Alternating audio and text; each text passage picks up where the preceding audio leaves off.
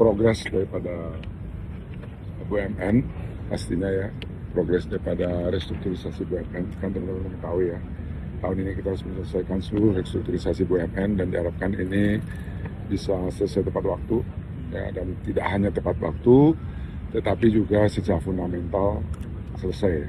Dan insya Allah tadi juga ada tanya mengenai WUS juga ya, WUS juga akan segera selesai dengan Pak Menkyu. Mungkin insya Allah dalam minggu depan saya dan Pak Menkyu atau minggu depan atau 2 minggu lagi akan ketemu dengan wartawan juga, dengan teman-teman wartawan dengan Pak Menkyu untuk menyampaikan penyelesaian dari WUS yang sudah selesai, sudah final ya. Nah, ini nanti akan kita sampaikan. Yang lainnya tentu saja Pak Presiden berharap bahwa pengelolaan BUMN ke depan semakin baik. Kita melihat pelan-pelan sudah ya, tentu teman-teman juga mencermati banyak impairment juga ada yang tanya. Kemudian ada juga yang tanya mengenai konsolidasi aset manajemen, kan banyak berita mengenai kenapa DAM mengambil alih ya, aset manajemen ini dalam rangka tadi menyatukan. Kita punya kurang lebih 4 aset manajemen yang skalanya belum terlalu kompetitif ya, dengan kita mergerkan menjadi satu sehingga ini nanti menjadi kompetitif ya. Begitu juga logistik company kita ya, kita akan mengkonsolidasikan 15, sudah mulai prosesnya. Insya Allah juga dalam 1 bulan ini akan selesai, akan kita announce 15 perusahaan menjadi satu perusahaan logistik nasional kita. Nah ini kita lakukan satu persatu. Insya Allah mudah-mudahan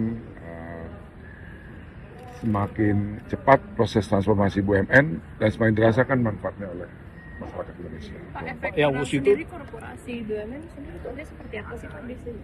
Secara langsung tentu kita belum merasakan dampak, kecuali di Pertamina. Tentu juga pemerintah sudah disampaikan juga oleh Pak Menko kemarin ya, bagaimana kebijakan pemerintah terhadap situasi ini. Dan tentu pilihan utama kita adalah masyarakat, bagaimana tidak mengganggu perekonomian masyarakat, yaitu yang menjadi kewajiban kita. Sehingga kalau di sektor lain tidak terlalu berdampak, memang terjadi beberapa penurunan, terutama sekali di bandara ya, jadi jumlah traffic menurun karena beberapa penerbangan terutama yang ke Timur Tengah itu berhenti ya. Ini menyebabkan jumlah traffic kita di bandara kita itu terjadi penurunan, tetapi tidak terlalu signifikan ya terhadap performance daripada bandar udara kita. Ini total hutang sekarang untuk berapa sih Pak yang direstrukturisasi? Nanti 2 minggu lagi ya, karena nggak surprise lagi nanti kan. Nanti kita akan sampaikan keseluruhan proses penyelesaian. Tadi saya berdiskusi dengan Pak Menkyu juga, dan sudah ada kesepakatannya, sudah selesai, sudah kajian dan lain sebagainya. Tinggal kita akan ada proses, tentu ada proses formalnya ya, ada signing dan sebagainya. Dan nanti teman-teman wartawan akan diundang. Tetapi satu persatu persoalan harus dibereskan.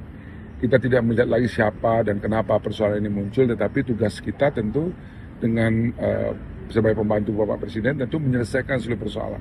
Saya tidak membicarakan lagi kenapa dulu misalkan impairment yang gede ya terjadi di Karya, kenapa harus impairment banyak perusahaan, itu kan kita tidak membicarakan itu. Tetapi yang penting adalah ke depan bagaimana kita membangun perusahaan-perusahaan kita menjadi lebih sehat, dan terutama sekali berkaitan dengan governance ya, pengelolaan daripada perusahaan BUMN. Jadi kalau dilihat aktivitas saya tentu setiap hari ya, kalau lihat di PP BUMN itu kan setiap hari pasti tidak pernah berhenti memanggil satu persatu perusahaan itu untuk memastikan proses pengelolaannya berjalan dengan baik. Pak, jadi kepemilikannya aja yang akan diambil Kemenkyu, untuk operasionalnya tetap di operasional tentu tetap di KAI, karena memang Kereta Api Indonesia kan memang bidangnya itu. Tetapi ada yang menarik lagi, ini bagian juga perlu saya sampaikan berkali-kali juga supaya masyarakat juga memahami.